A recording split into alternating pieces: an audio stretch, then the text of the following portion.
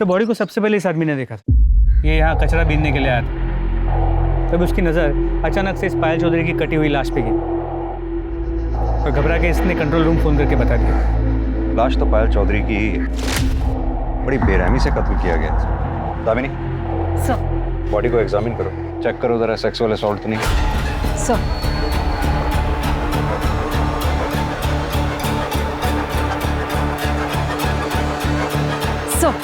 Sir body के दोनों हिस्सों पर रेप या सेक्सुअल असॉल्ट जैसा कोई निशान नहीं। सर के पीछे जो घाव है उससे ये लग रहा है कि पत्थर या किसी भारी चीज से वार किया गया।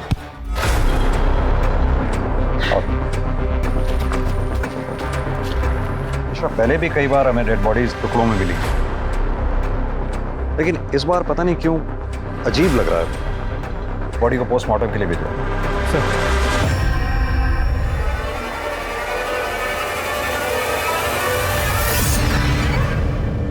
नमस्कार, आदाब। क्राइम पेट्रोल सतर्क के आज के एपिसोड में मैं अनूप सोनी आप सबका स्वागत करता हूं। पुलिस को एक महिला की 2 भागों में लाश मिली थी, लेकिन अक्सर ऐसे केसेस में जो देखने को नहीं मिलता वो ये कि मरने वाले की पहचान सही सलामत हो। लेकिन तमाम सबूत मिटाने के बाद, जैसे कि विक्टिम का सामान, उसका मोबाइल फोन, मर्डर वेपन, कुछ भी क्राइम सीन पर नहीं मिला। लेकिन विक्टिम की पहचान छोड़ दी गई थी या फिर कोई चाल।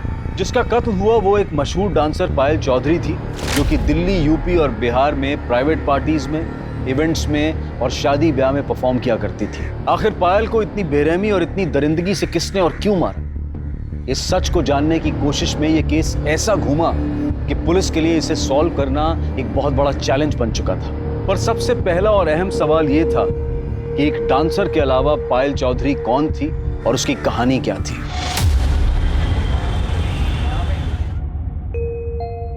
माँ, ये लो मिठाई खाओ। मिठाई? अरे मिठाई किस खुशी में? अरे माँ, अब खाओ तो। बता तो सही। तुम भी खाओ। खाओ ना। अरे अब तो बता। वो क्या है ना, मैं ब्याह कर रही हूँ। किससे?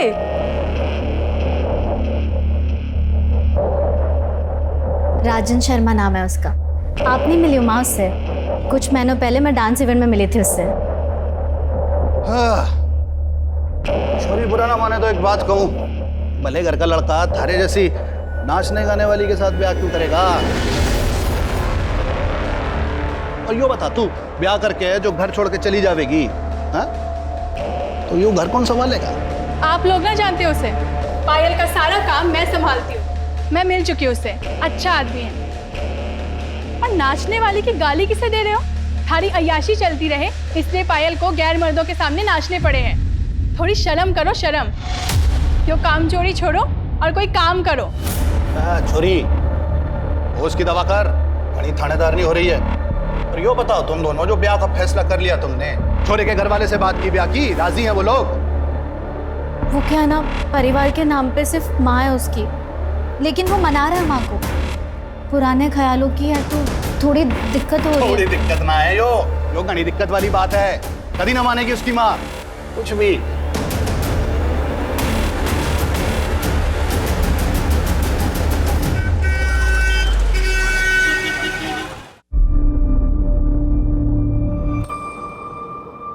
क्या हुआ?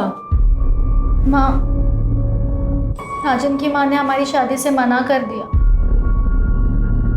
उन्होंने राजन को बोला कि अगर तुम्हें शादी करनी है तो करो, लेकिन हमारी शादी में उनकी तरफ से कोई नहीं आएगा। अब मुझे नहीं लगता कि वो मुझे कभी भी बहू बनाएगी। माँ, मुझे नहीं समझ में आ रहा, मैं क्या करूँ? तो राजन पे भरोसा करे? हाँ। तो फिर कर ले ब्याह।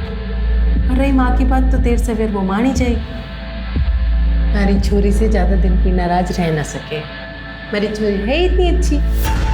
और जो ना माने है ना, तुम अन्य बुला लियो। मारूंगी उस बुड्ढी को 2 मुक्के और वो खुद ही लाइन पे आ जाएगी।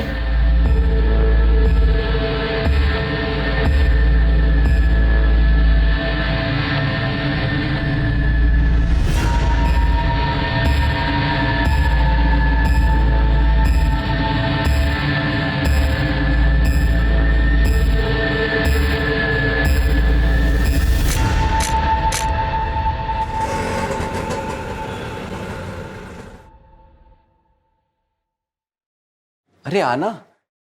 ले आया नचनिया को।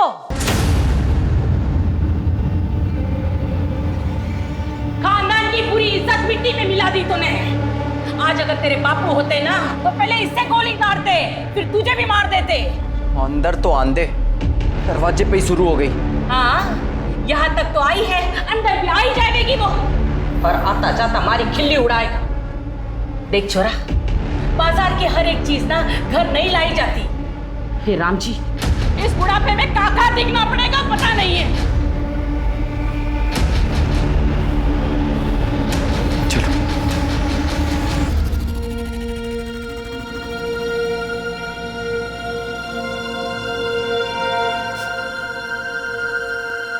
क्या होया? मेरी वजह से आपको कितना कुछ सुनना पड़ा। माँ भी आपसे नाराज हो गई ना। तो क्या हुआ? शादी हुई है हमारी, अब तो जिंदगी भर साथ में रहना है, एक दूसरे का सुख दुख बांटना है। और माँ की चिंता तू ना कर, उन्हें मैं संभाल लूंगा। धीरे धीरे सब ठीक हो जाएगा। और अब ये आंसू आंसू पहुंच और थोड़ा शर्मा वर्मा ले। नई नवेली दुल्हन है, थोड़ा फील तो आना चाहिए ना। हाँ, सुहाग रात है आज हमारी। तो थोड़ा तो मुस्कुरा दो। इधर से, इधर से, इधर से।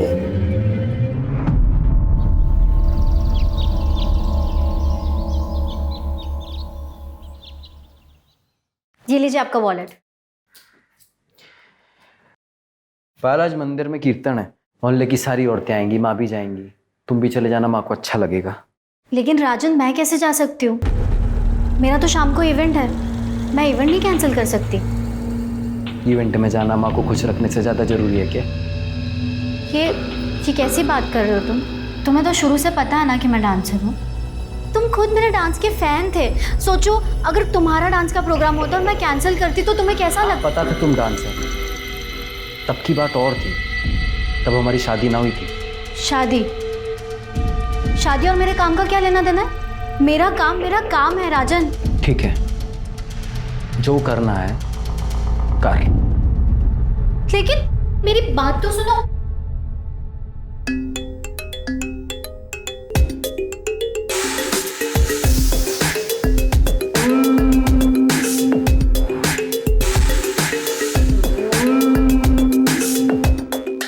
वाह पायल, वाह।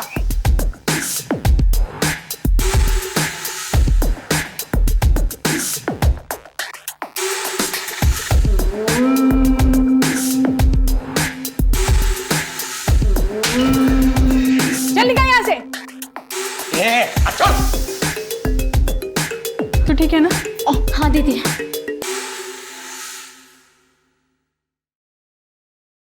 माँ जी,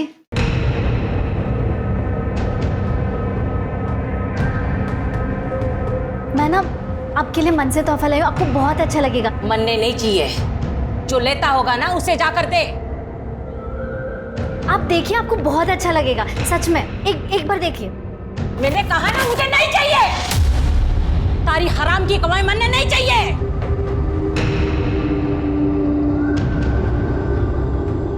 मैं क्या बोल रही हूँ, आप बात कीजिए ना माँ जी से, प्लीज। सही कह रही है मैं। तू हमें कोई गिफ्ट देना ही चाहती है तो ये डांस वांस छोड़ के अपना घर संभाल। ये क्या बोल रहे हैं आप? मैं घर तो संभाल ही रही हूँ ना। और रही बात काम की, तो मैंने आपको पहले ही बोल दिया था कि मैं शादी के बाद नहीं छोड़ सकती हूँ काम। काम के नाम का तो बाणा है। बात ये है कि थारे को ये घटिया आदमियों को अपने पीछे ला टपकाता देख के मैं मजा आवे।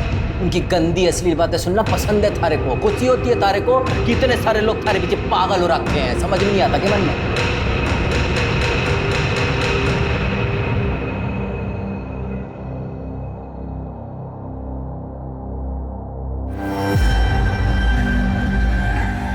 अच्छा हुआ जो ये अपने से गई। अब तू देख मैं तेरे लिए कैसे खानदानी और सुशील बहू लाती हूँ, पूरी बिरादरी देखती रह जाएगी। राजेश शर्मा से तलाक लेने के बाद पायल वापस अपने घर लौट गई थी, लेकिन सर पायल का बाप बसे सर पायल की शादी से खुश नहीं था। इनफैक्ट वो तो शादी में शरीक तक नहीं हुआ। इसीलिए पायल जब वापस उसके घर चली गई तो उसका बाप उसे दिन रात सुनाते रहता था, काफी परेशान किया था। इसीलिए पायल ने अपना एक अलग घर ले लिया तो अपनी छोटी बहन अलका, जो उसकी मैनेजर भी है, उसके साथ वहाँ शिफ्ट हो गई। सर कुछ दिनों बाद सुधा अनीश को लेकर पायल के साथ उनके घर शिफ्ट हो गई। सर सुधा पायल और अलका की सौतेली माँ है। सगी माँ का देहांत काफी साल पहले हो चुका था और लोगों का ये कहना है कि बेसेसर उस पर बहुत ही अत्याचार करता था, इसीलिए उसका देहांत हुआ। और उनका भाई अनीश? सर अनीश अलका और पायल का सौतेला भाई और सुधा और बेसेसर का बेटा। पर अनीश का अपनी बहनों से बहुत अच्छा रिश्ता है। मिश्रा, पायल की फैमिली को इन्फॉर्म किया? हम उन्हें लोकेट करने की कोशिश कर रहे हैं। सर पायल चौधरी की पीएम रिपोर्ट। सर कल बॉडी के जो 2 हिस्से हमें मिले थे वो 2 अलग अलग लोगों के हैं। ऊपरी हिस्सा तो पायल चौधरी का ही है, लेकिन निचला हिस्सा किसी और का है। इसका मतलब बॉडी को देखकर जो अजीब हमें लग रहा था वो यही बात है। एक नहीं 2 मर्डर हुए। अब पता ये करना है कि दूसरी लड़की कौन है जिसका मर्डर हुआ। सर पोस्टमार्टम रिपोर्ट के मुताबिक ये दोनों मर्डर्स कल शाम 6 और 8 के बीच हुए और सर पायल की मौत सर के पीछे किसी पत्थर के वार की वजह से हुई। सर के पीछे एक घाव मिला है जिसमें सूखा हुआ खून है और सर पत्थर के कुछ पार्टिकल्स भी मिले। मिश्रा, हमें जल्द से जल्द ये डबल मर्डर केस सॉल्व करना होगा। पता लगाना होगा ये दूसरी लड़की कौन है जिसका मर्डर हुआ। इन बॉडी के हिस्सों को DNA टेस्ट के लिए भेजो। सर एक सेकंड। हेलो, कहाँ पर? ठीक है सर, शिवपुरी में कुएं के पास एक कटा हुआ हाथ और पैर मिला।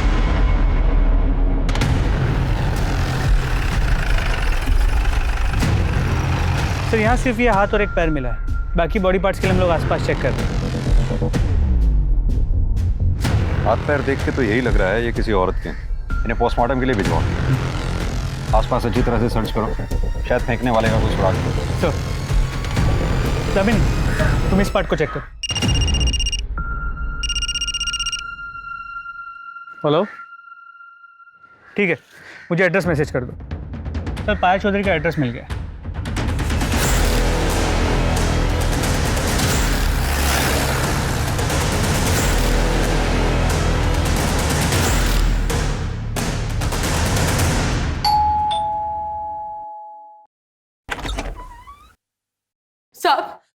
साहब हमारी अलका का कुछ पता चला? बताया कहाँ थी वो 2 दिन से? क्या अलका लापता है? हाँ साहब, 7 तारीख के दोपहर को गाड़ी लेके निकली थी, बता के भी ना गई कहाँ जा रही है। उसके पीछे मैं मंदिर चली गई, 2 घंटे बाद आई तो अनीश ट्यूशन से आ गया था, पर अलका ना आई थी। तो हमने घड़ी देर तक उसकी राह देखी, उसको फोन भी किया पर उसका फोन स्विच ऑफ आ रहा था। जब सवेरे तक ना आई तो घबराहट के मारे जनकपुरी थाने में जाके उसकी गुमशुदगी की रिपोर्ट लिखवाई। सब हम तो कल रात में गए थे ये पता करने कि वो उसका कुछ पता चला, पर उसकी कोई खबर ना थी। साहब अलका ठीक तो है ना? आप कौन? पर भाई से बच्चों का मामा। देखिए हमें एक औरत की लाश मिली, एक्चुअली बहुत की नहीं, ये ना हो सके। वो अलका नहीं है माँ, दीदी ना हो सके।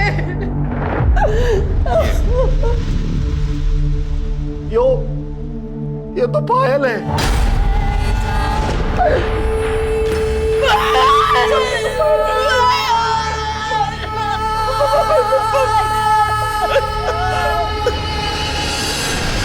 पायल की लाश यहाँ सहारनपुर में मिली।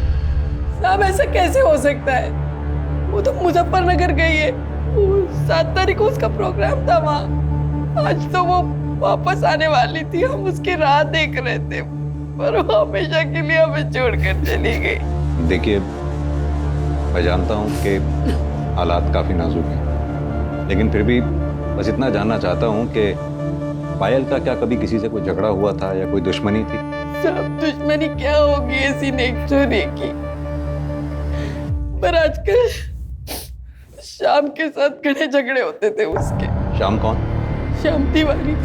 पायल का पति, दोनों ने मंदिर में ब्याह किया था। श्याम ने पायल से पैसों के लिए ब्याह किया था। पायल को बेवकूफ बनाकर उससे पैसे लेकर कैश में एक दुकान खरीदी थी। पायल उससे इतना प्यार करती थी, पर बाद में पता चला कि श्याम पहले से ही शादीशुदा है। रुड़की में उसके बीवी बच्चे रहते हैं। बाद में उसने रजिस्ट्रार ऑफिस में जाकर पता किया तो पता चला कि उसने दुकान तो खरीदी थी, पर अपने नाम पे। इस बात पे उन दोनों में घड़ा झगड़ा हुआ। अलका को भी ये बात पता है। उसने भी तिवारी को खूब खरी खोटी सुनाई थी। पायल को मालूम था कि अलका गायब है? नहीं साहब, हमने फोन किया था पर उसका फोन बंद आ रहा था, और अलका की टेंशन में फिर हम उसे फोन करना ही भूल गए। आपके पति आपकी बच्चियों से बहुत नफरत करते हैं। क्या आपको लगता है कि वो ये काम? साहब, वो वैसे ही बड़ा गिरा हुआ इंसान है। कुछ कह नहीं सकती कि वो इतना भी गिर सकता है। अनीश, तुम कुछ कहना चाहोगे जिससे हमारी मदद हो सके? मैं तो बस इतना ही कहना चाहूंगा कि पायल और अलका दी सिर्फ मेरी बहन ही नहीं, भाई बाप सब थी। ठीक है, अभी हम चलते हैं। अलका के बारे में जैसी कोई खबर मिलेगी आप लोगों को इन्फॉर्म कर दें। मिश्रा, ये जनकपुरी पुलिस स्टेशन से अलका के केस की फाइल मंगवाओ। अब ये केस हम ही देखेंगे। पता करो 7 मार्च को पायल सहारनपुर में क्या कर रही थी। वो मुजफ्फरनगर गई भी थी या नहीं? अलका की गाड़ी ढूंढवाओ। अलका और पायल दोनों के कॉल रिकॉर्ड्स और मोबाइल लोकेशन डिटेल्स निकलवाओ। और हाँ, श्याम तिवारी, इसको थाने बुलाओ पूछताछ के लिए। क्या मेरी पायल का मर्डर हो गया है? तो नहीं सर, ऐसा नहीं हो सकता सर। ओवर एक्टिंग कम कर। सर, मैं एक्टिंग नहीं कर रहा हूँ, मैं सच कह रहा हूँ। मैं पायल से बहुत प्यार करता था। अपनी पहली बीवी और बच्चों से भी ज्यादा। सर मैं मानता हूँ कि मैं शादीशुदा हूँ, लेकिन भगवान जानता है कि ये रिश्ता कब का टूट चुका था, और अब तो मैं उसे कानूनी तरीके से भी खत्म करने वाला था। क्योंकि पायल के पास ज्यादा पैसा था। उसकी दुकान हड़प के भी तुझे चैन नहीं मिला। सर, ये झूठ है। मैंने उसके लिए अपने पैसों से दुकान खरीदी थी। सर, मैं कब से अपनी एक इवेंट कंपनी का ऑफिस खोलने के लिए पैसे जोड़ रहा था। अच्छा, तो तूने पायल की ब्लैक मनी से दुकान नहीं खरीदी? सर, मैं उसके पैसे से क्यों दुकान खरीदूंगा? ठीक है, तो अभी तो जा सकता है, लेकिन सहारनपुर छोड़कर कहीं मत जाइए। अपनी बीवी के पास रुड़की भी नहीं। जी सर।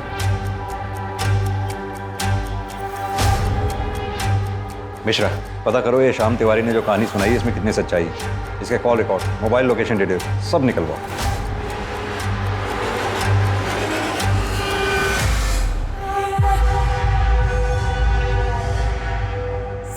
सर अलका का फोन स्विच ऑन हुआ था। इससे पहले कि लोकेशन पता कर पाते, फोन फिर से स्विच ऑफ है।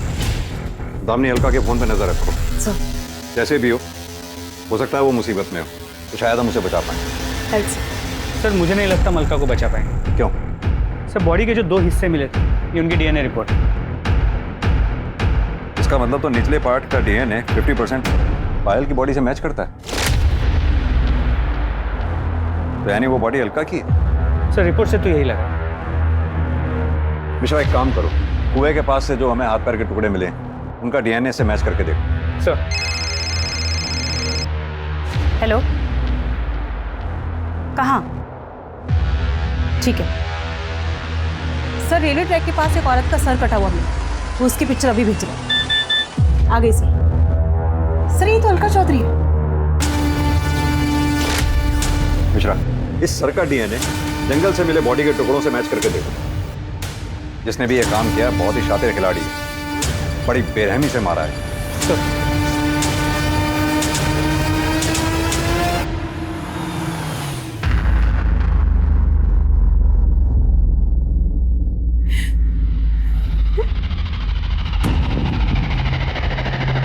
आंटी जी,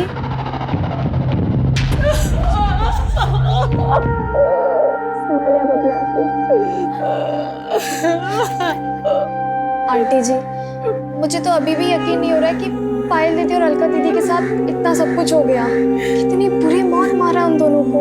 आंटी जी, संभालो अपने आप को, सब सही हो जाएगा। दीदी, कसम खाता हूँ तुम दोनों की कि ये जिसने भी तुम्हारे साथ किया है ना, छोड़ूंगा नहीं उसे। अनीश, जो होना था वो हो गया। हट! अकेला छोड़ दे मुझे। जिनकी माँ बड़ी फिरे थी तू, वो दोनों निकल ली। अब क्या इरादा है? क्या करेगी आप? क्या करेगी आप? जी क्या छोड़ बनना है? बड़ी बड़ी माँ बड़े घूमे थी दोनों की, भगवान ने सजा दे दी थारी दोनों छोरियों को। बाप ने अकेला छोड़ के आई थी मरने के लिए। और एक बात बोलूं, और तू कमी नहीं थोड़ी है ना है? सजा जी कम से कम माहौल का तो ध्यान रखिए। क्या माहौल का ध्यान रखूं मैं? रे बेटा जैसी करनी वैसी भरनी। यो संस्कार है बेटे के, यो सिखाया है, यो सभ्यता दी है। सारी सभ्यता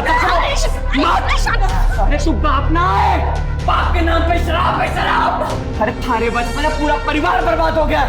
यो तू ध्यान रख, कीड़े पड़ेंगे कीड़े, सड़ के मरेगी। पानी देने वाला नसीब नहीं होगा। निकलो तुम लोग। सर, पायल के मर्डर केस में कुछ अपडेट्स मिली है। 7 मार्च को मुजफ्फरनगर शहर में माहौल खराब होने के कारण धारा 144 लगाई गई, इसलिए पायल का इवेंट कैंसिल हो और इवेंट ऑर्गेनाइजर्स ने पायल को एक प्राइवेट कैब से अपने घर सहारनपुर भेज दिया। उस कैब ड्राइवर से बात हुई? जी सर, उससे बात हुई। उसने कहा कि वो पायल को घर तक ड्रॉप तो करने वाला था, मगर सहारनपुर एंटर करने से पहले ही उसकी कैब खराब हो गई। क्या हुआ भैया? मैडम शायद गाड़ी खराब हो गई। एक काम कीजिए, आप मुझे यहीं छोड़ दीजिए, मैं बस या ऑटो से चले जाऊंगी। ये लीजिए। वो लोग ना पहचाने, इसलिए उसने अपने चेहरे को दुपट्टे से ढका, आंखों पे चश्मा लगा के वो वहाँ से चली गई। और हाँ सर, कैब ड्राइवर ने ये भी कहा कि उसका फ़ोन स्विच ऑफ था क्योंकि वो चार्ज करना भूल गई थी। कैब ड्राइवर को ये कैसे मालूम कि पायल के फ़ोन की बैटरी डाउन थी? क्योंकि सर पायल ने ड्राइवर को पूछा था कि उसके पास फ़ोन का चार्जर है। उस जगह के आसपास कोई सीसीटीवी है क्या? तो जहाँ गाड़ी खराब हुई वहाँ कोई सीसीटीवी कैमरा नहीं है, और वहाँ से कुछ ही दूरी पे एक छोटे से गाँव का बस स्टॉप, वहाँ भी कोई सीसीटीवी कैमरा नहीं, ना ही कोई दुकान। उसने वहाँ से बस लिया नहीं, ये पता नहीं चल पाया। सर कल से ये फोटो बहुत वायरल हो रही है। किसकी फोटो है? सर फिलहाल तो पता नहीं, पर जल्दी पता चल जाएगा। सर पायल और अलका का फ़ोन डिटेल्स भी आ गई। मोबाइल लोकेशन के अकॉर्डिंगली 7 मार्च शाम को 6 बजे अलका का जो लोकेशन है वो सर घर से कुछ किलोमीटर दूर का दिखा रहा है, जहाँ पे दोनों की डेड बॉडीज मिली। सर अलका के फ़ोन की लास्ट लोकेशन क्राइम स्पॉट के पास दिखा रहा है, जबकि पायल का फ़ोन शाम को 4 बजे सहारनपुर के बॉर्डर के पास स्विच ऑफ हो गया। इसका मतलब कैब ड्राइवर सच कह रहा था, अलका का फ़ोन स्विच ऑन हुआ? नहीं सर। यानी कि अब तक हमें यह पता है कि पायल 7 मार्च को सहारनपुर बॉर्डर के पास तक पहुंची। उसके बाद वो आगे कहाँ गई, उसके साथ क्या हुआ, ये हमें पता करना है। साथ में ये भी पता करना है कि जो फोटो में आदमी दिख रहा है ये कौन? हो सकता है पायल की माँ सुधा इस आदमी को जानती है। Right sir.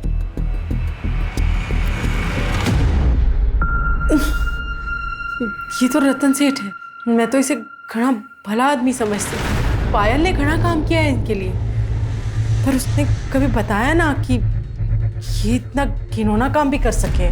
कहाँ मिलेगा ये रतन सेठ? मिलना तो अपने गुलमोहर सर्कल वाले ऑफिस में चाहिए, बैठते वहीं हैं।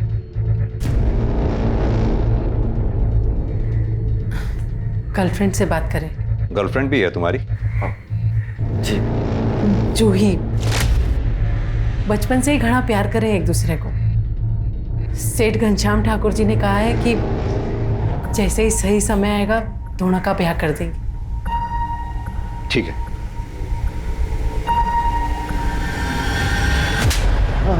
साहब मैं सच बोल रहा हूँ साहब। अरे जबरदस्ती तो क्या, मैंने पायल को हाथ तक नहीं लगाया साहब। अच्छा, ये फोटो क्या शौक के लिए खिंचवाए थे? साहब ये फोटो की तो मैं क्या बात करूं, इसने तो मेरी जिंदगी बर्बाद कर दी है। मतलब? मैंने पायल के साथ में बहुत काम किया है, उसके साथ सोने के सपने देखता था, लेकिन सब होश में कभी मुझे उसके पास जाने की हिम्मत ही नहीं हुई। वो किसी को अपने पास भटकने ही नहीं देती। एक दिन जैसे ही काम खत्म हुआ तो पेमेंट लेने मेरे कमरे में आई। आओ पायल आओ, बैठो। अरे भाई आज तो तूने कमाल ही कर दिया, लोग तुम्हारे दीवाने हो गए। मुझसे तेरा नंबर मांग रहे और मुंह मांगी कीमत देने के लिए भी तैयार है लोग। नहीं सेठ जी, मुझे एक्स्ट्रा पैसे नहीं चाहिए, बस मुझे मेरे काम के पैसे दे दीजिए। बस अभी लेके आया, तब तक तू बैठ, मैं तेरे लिए जूस लेके आया। बैठ।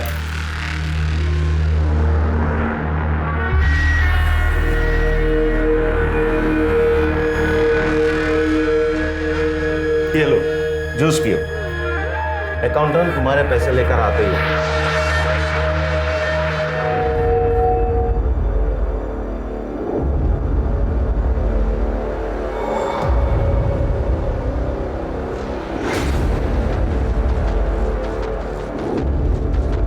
पायल, पायल, पायल,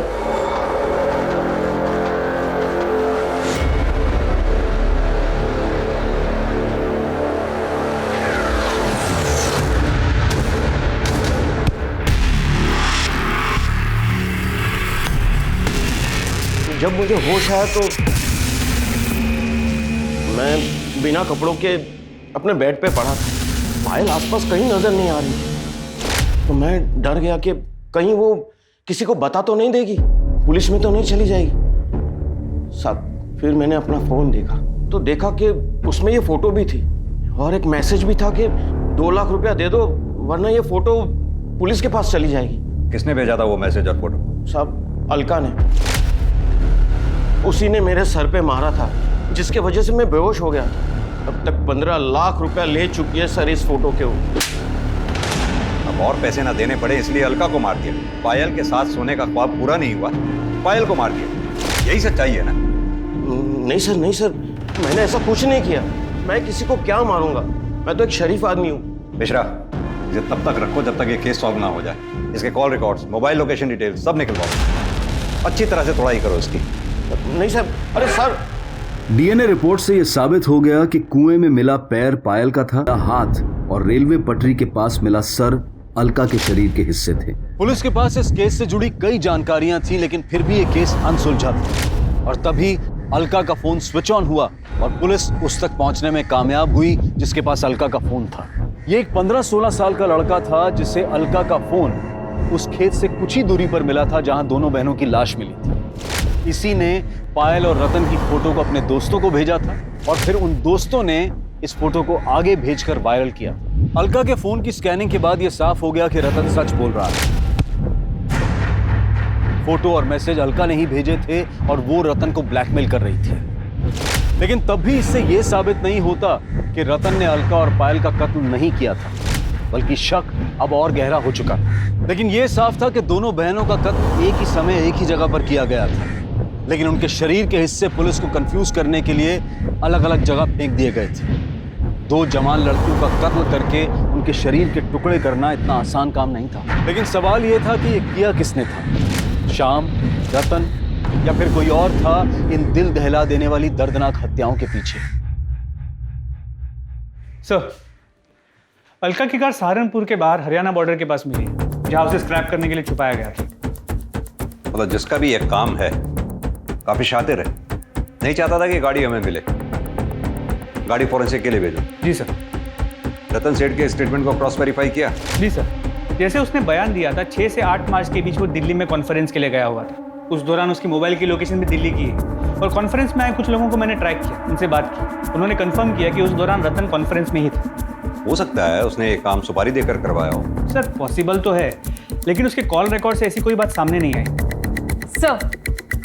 सर शाम की बैंक डिटेल्स आ गई। सर उससे तो ये पता चला है कि दुकान खरीदने से पहले उसने बैंक से काफ़ी भारी रकम उधार ली थी। सर इससे तो ये लग रहा है कि वो सच बोल रहा है। सर इसके अलावा और कोई इन्फॉर्मेशन नहीं मिली। मिश्रा, पायल के बाप बसी सर, जिसके बारे में पता किया मर्डर के वक्त वो कहाँ था? जी सर, 7 मार्च को शाम से ही वो एक देसी ठेके में बैठे उधार की दारू पी रहा था। वहाँ काम करने वाले कुछ लोगों से मैंने बात की, वो वही था। और हाँ सर, पायल के पहले पति राजन के बारे में पता किया। राजन का और उसकी माँ का पायल और अलका से मार्केट में झगड़ा हुआ था, जिस दौरान अलका ने राजन की माँ का सर फोड़ दिया और राजन ने उन्हें धमकी दी थी कि वो उन्हें देख लेगा। और राजन की मोबाइल की लोकेशन उस शाम उसी एरिया की है जहां हमें दोनों बॉडीज मिली थी। हो सकता है इस कांड को अंजाम राजन ने ही दिया हो। सर जी, मैंने किसी को नहीं मारा, उल्टा पायल और अलका झगड़े को इस लेवल तक ले गई थी, वरना मैं तो उनके मुंह तक ना लगता। क्या हुआ, कितना टाइम लगेगा दीदी? अरे 2 मिनट रुको, पता नहीं क्या हो गया। पाउडर लिपस्टिक को घर चली नचनिया, पता नहीं आज किसका घर बर्बाद है। क्या बोली तू? हाँ, हमारी बहन का घर तोड़ दिया, कुछ तो शर्म कर बुढ़िया। भगवान को क्या मुंह दिखाएगी? देखो भगवान की बातें कौन कर रहा है। पूजा पाठ का नौटंकी करती है और कमीनपंती नहीं छोड़ती है। तुझे तो ए अलका, ये बकवास कर रही है? औकात में रहे वरना। वरना क्या? टूट जाए हमारी घर और गृहस्थी, अब मुझे कोई डर नहीं है। और क्यों सुनो मैं तुम्हारी और तुम्हारी माँ की बकवास? हमारी घर गृहस्थी हमारी माँ की वजह से ना टूटी है। थारे को ये घर गृहस्थी से ज्यादा अपना नाच गाना पसंद था। अच्छा, तो ये बात नहीं थी तेरे लिए? तुझे पता नहीं था कि ये क्या काम करती है? तब मारे छोरे ने ये सोचा था कि ये कीचड़ मारे घर में आकर पवित्र हो जाएगी। इसे एक आदमी से थोड़ी ना पेट भरता है। अच्छा नहीं किया तूने। छोड़ूंगा नहीं तेरे को, जान से मार दूंगा दोनों को। जा। इसके बाद मैं सीधा अपनी माँ को लेकर डॉक्टर के पास गया। 3 टांके आए थे माँ को। और तभी तूने तय कर लिया पायल और अलका को मारने का? देखिए सर जी, मैं मानता हूँ कि मैं उस एरिया में था, पर मैं वहाँ अपने फैमिली डॉक्टर से अपनी माँ की दवाइयाँ लेने गया था। आप चाहो तो पता कर लो। वो तो हम पता कर ही लेंगे। अभी तो तू जा सकता है, लेकिन सहारनपुर छोड़कर कहीं मत जाइए। सर, फोरेंसिक टीम ने बताया कि गाड़ी में कोई फिंगरप्रिंट्स नहीं मिले और जो भी खून के ट्रेसेस मिले वो दोनों बहन अलका और पायल के ही। यानी कि पायल और अलका का मर्डर हो सकता है कि गाड़ी में ही हुआ हो सकता है फिंगरप्रिंट्स जानबूझ के मिटाए गए। किसका काम हो सकता है? सर, ये शाम के phone record. Sir, call records के मुताबिक मर्डर के 2 दिन पहले इस शाम ने एक सुपारी के साथ गफूर को कांटेक्ट किया। पर सर, ये लोकेशन डिटेल्स के मुताबिक जिस दिन दोनों बहनों का मर्डर हुआ, शाम का फोन रुड़की से सहारनपुर के बाहर आके रुका और फिर वहाँ से पायल के घर की तरफ मूव हुई और फिर पायल के घर से वापस रुड़की की तरफ गया, मगर अलग रास्ते से। मिश्रा, ये पायल की गाड़ी भी तो सहारनपुर बॉर्डर के आसपास ही खराब हुई थी। जी सर। सर मत मारो सर बता रहा सर प्लान तो ये था कि जब 9 मार्च को पायल मुजफ्फरनगर से सहारनपुर आएगी ना, तभी उसका काम तमाम कर दूंगा और उसी दिन अलका को भी मार दूंगा। लेकिन सर अचानक से पता चला कि पायल का इवेंट ही कैंसिल हो गया। मैंने बहुत देर तक हाईवे पे उसका इंतजार किया, फिर देखा कि अचानक से उसकी गाड़ी खराब हो गई और वो पैदल जाने लगी। वहां बस स्टॉप पर और लोग भी थे, इसलिए मैंने गफूर को वेट करने को कहा। फिर अचानक पायल का दुपट्टा सरक गया और लोगों ने उसे पहचान लिया और लोग भी वहां पर आ गए। सबने उसे घेर लिया।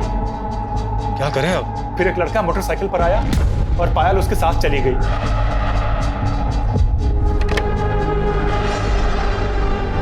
वो लड़का कौन था जिसके साथ वो बाइक पे गई थी? सर, वो हेलमेट पहन रखा था, उसकी शक्ल नहीं देख पाया मैं। बाइक का नंबर, बाइक का मॉडल, कलर कुछ तो नोटिस किया होगा?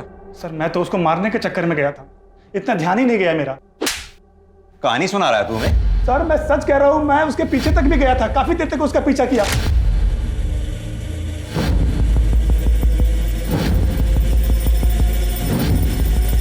गफूर, छोड़ इसको, बाद में देखते हैं। निकल नहीं क्या? तूने उनका पीछा किया, सुनसान जगह देखकर दोनों को गाड़ी से उतारा, उनको मारा और फिर लाश को ठिकाने लगा दिया। नहीं नहीं सर, ये झूठ है। ये झूठ है? चल अब ये बता, दुकान किसके पैसे की खरीदी थी? बोल। हाँ सर, ये सच है कि वो दुकान पायल के पैसे से थी। सर, मैं क्या करता, फ्री की दुकान थी, 15,000 किराया आ रहा था, तो मैंने सोचा कि पायल का ही काम तमाम कर देता हूँ। लेकिन सर, हम ऐसा कर नहीं पाए। मिश्रा, पता करो ये शाम की बात में कितनी सच्चाई है। और हाँ, जब तक हम कातिल तक नहीं पहुंच जाते, इसे यहीं बिठा के रखो और इसके साथ ही गफूर को उठा ला। सर, अगर ये शाम निर्दोष है तो फिर ये डबल मर्डर्स किसने किया? मिश्रा, सवाल ये उठता है कि टारगेट पे पायल थी या अलका, या फिर दोनों बहनें, क्योंकि अलका का दिमाग गर्म था, उसके कई दुश्मन हो सकते हैं। और अगर ये शाम सच कह रहा है कि पायल घर पहुंची और अलका से मिली, तो ये कैसे मुमकिन हो सकता है कि घर वालों को पता ही ना चला? कहीं ऐसा तो नहीं पायल अलका से घर के बाहर मिली, बाहर से ही दोनों कहीं चले गए और फिर मार दिए गए, या फिर इस कांड में घर का ही कोई आदमी शामिल?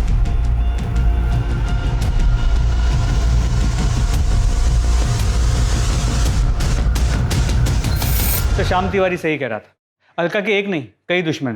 पायल जहां भी परफॉर्म करती थी लोग उसे छेड़ते थे और अलका उनका मुंह तोड़ जवाब देती। वो ये नहीं देखती थी कि वो कौन है, कोई नेता है, नेता का भाई है या पैसे वाला आदमी, वो किसी से भी नहीं डरती थी। यानी कि कामचोर बाप ने अपनी अय्याशी के लिए अपनी दोनों बच्चियों का जीवन ही बर्बाद कर दिया। पता करो ये पायल के चाहने वालों की लिस्ट में क्या कोई ऐसा है जो इतने सालों तक अपनी खुंदक पाल के बैठा हो? सर। दामिनी सर। राजन की स्टेटमेंट को क्रॉस वेरीफाई किया? Yes sir. सर वो सच बोल। सर उस दिन वो डॉक्टर के यहाँ दवाई लेने के लिए गया था। क्लिनिक की सीसीटीवी फुटेज में ये दिख रहा है कि शाम को 6 बजे से लेकर 7 बजे तक वो क्लिनिक में ही था और उसके बाद उसके मोबाइल लोकेशन घर की तरफ मूव कर। सर एक सेकंड। हेलो, कहाँ पर? ठीक है सर। खंडर के पास एक औरत का कटा हुआ हाथ और पैर में, जो काफी बुरी हालत है।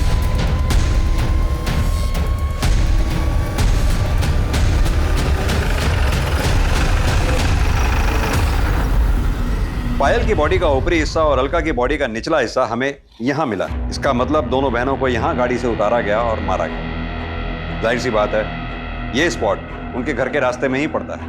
अब या तो कातिल उनका पहले से पीछा कर रहा था, जिसने यहाँ पहुंचकर गाड़ी को रुकवाया, दोनों बहनों को उतारा और कत्ल किया, या फिर वो कातिल बीच रास्ते में उन्हें मिला, जिसे उन दोनों बहनों ने अपनी गाड़ी में बिठाया। अब अगर गाड़ी में बिठाया है तो या तो कातिल उनका जानने वाला होगा, दोस्त होगा, या फिर परिवार का कोई सदस्य होगा, जिसने यहाँ पहुंचकर उन दोनों को गाड़ी से उतारा और कत्ल किया।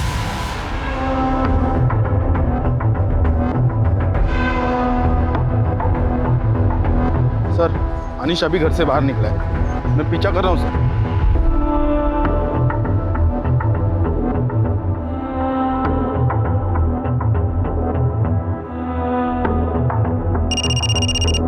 हाँ पांडे। वो जवाहर नगर के दूसरी नंबर गली के आखिरी मकान में घुसा है सर उस तरफ।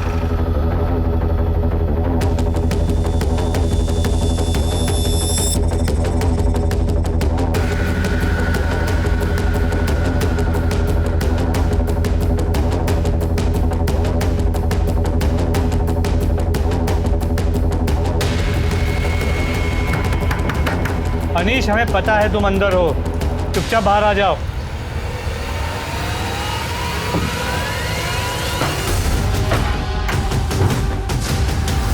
अंदर चेक करो।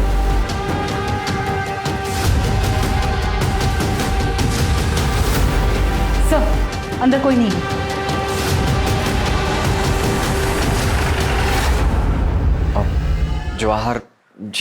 जवाहर नगर में गया था, पर हुआ क्या? क्यों गए?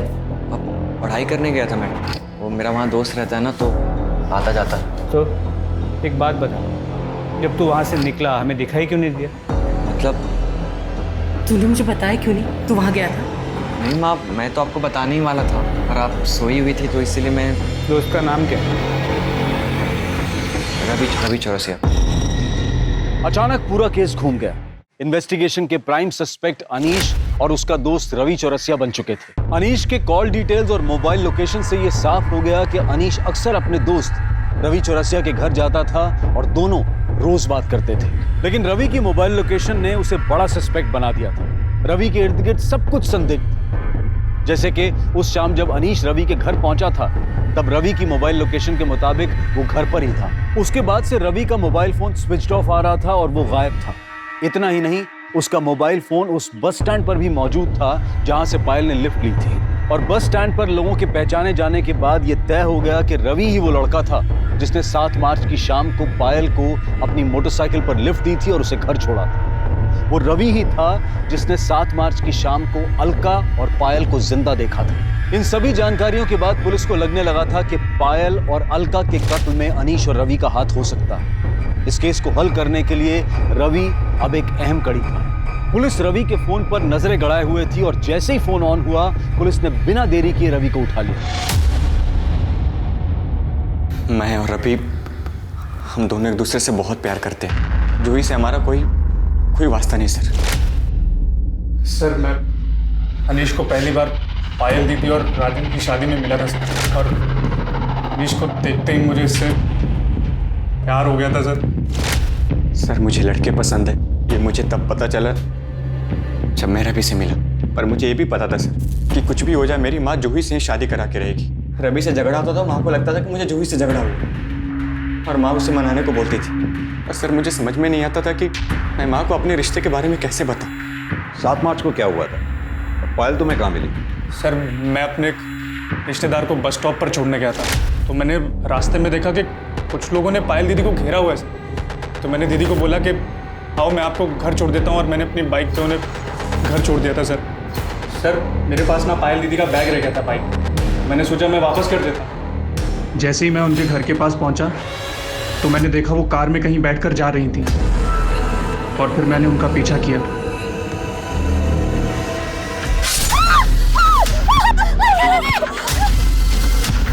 ये देखकर मैं बहुत डर गया था सर।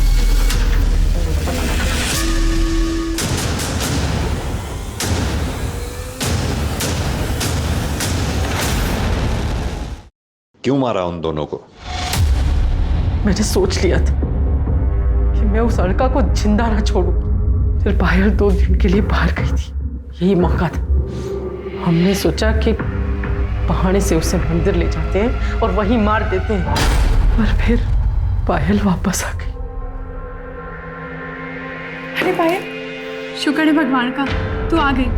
मैं तो जान ही सूख गई थी जब ऑर्गेनाइजर ने बताया था कि तू काफी देर पहले निकल गई। अरे पायल, तू तो 9 तारीख को आने वाली थी, फिर? अरे माँ मैं बताना भूल गई, वो इसका प्रोग्राम कैंसिल हो गया। चल अब आई गई है तो हमारे साथ मंदिर चल, घर में अकेले क्या करेगी? अच्छा ठीक है, मैं बैग रख के आती हूँ। हाँ? तो मैंने और भाई ने तय किया कि हम उन दोनों को मार देते। पता नहीं फिर ऐसा मौका मिले ना मिले। जब गाड़ी सुनसान जगह पर पहुंची तो मैंने बहाना बनाया। मैं बस 2 मिनट। हाँ माँ।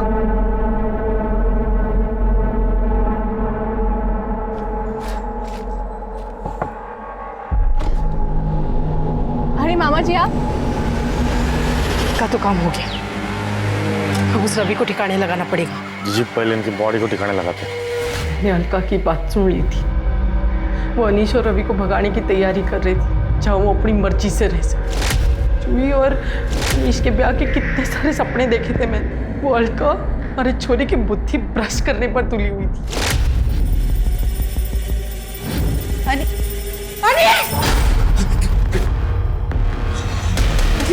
यो क्या कर रहा है?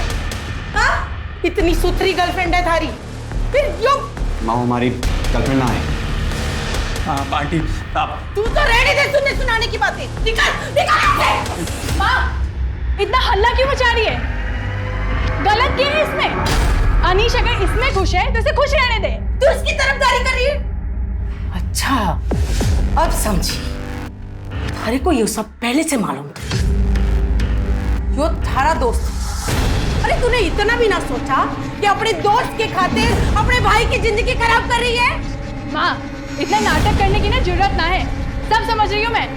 अनीश की बात माननी पड़ी और जूही और अनीश की अगर शादी नहीं हुई तो थारा लखपति बनने का सपना टूट जाएगा। मारे जीते जी ये ना हो सके है कि हमारा छोरा किसी चोरे से ब्याह करे। माँ हम उनकी लाशों को घसीटकर जंगल में ले गए। भाई ने उनके शरीर के टुकड़े टुकड़े कर दिए। पायल का फोन कहाँ है? वो मैंने लाश के टुकड़ों के साथ जंगल में फेंक दिया। अलका वही फोन ढूंढा पर नहीं मिला। फिर बहुत अंधेरा हो रहा था तो ढूंढना छोड़ दिया और निकल गया वहां से। मारना तो हम सिर्फ अलका को चाहते थे। पायल तो सीधी थी, उसे तो हम बाद में भी देख लेते। लेकिन कहते हैं ना, जिसकी मौत जहां लिखी होती वो वहां अपने आप पहुंच जाता है। ऐसा कहा जाता है कि जब कोई किसी के साथ अच्छा करता है तो उसका फल भी अच्छा ही मिलता है, लेकिन इस केस में उल्टा हुआ। जिस अलका और पायल ने अपनी सौतेली माँ और सौतेले बेटे अनीश को ऐशो आराम और इज्जत की जिंदगी मुहैया करवाई, उसी सौतेली माँ ने अपने बेटे की भलाई सोचकर बेटियों की जान ले ली। ये केस एक सबक है कि अपराध और आपराधिक मानसिकता किसी के अंदर भी विकसित हो सकती है और अपराध घर या बाहर कहीं भी पनप सकता है। अब मैं अनूप सोनी आपसे विदा लेता हूं, फिर मुलाकात होगी क्राइम पेट्रोल सतर्क में एक और नए केस के साथ। तब तक अपना और अपने परिवार का ख्याल रखें, सतर्क रहें, सुरक्षित रहें और देखते रहें क्राइम पेट्रोल सतर्क। जय हिंद।